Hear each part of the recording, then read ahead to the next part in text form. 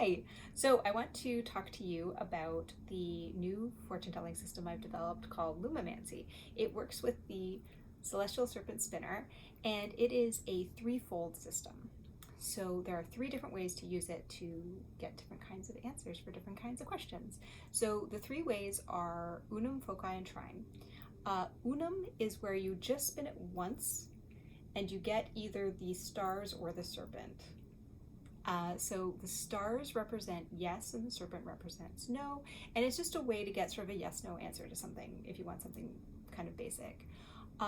Foci is like very similar to the yes-no, but just gives you a little bit more room to explore within it. So I really like using foci in tarot readings when I just want to have a little bit more of a subtle expansion on things. So it's yes, no, but also maybe, and then sort of expanding out on what maybe can be. So that one involves doing 3 spins and counting how many times the stars appear in your spin.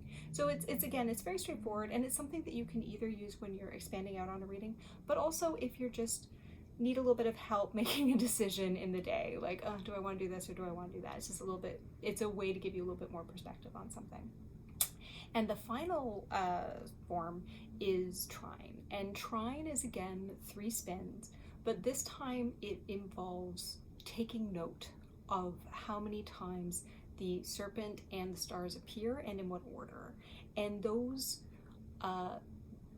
patterns then give you a little bit more to work with. So I'm just going to do like an example. So I've got serpent, stars, serpent. So that represents relationships, and it sort of asks you to explore which ways relationships are affecting your situation and how you can think about relationships in the context of your question.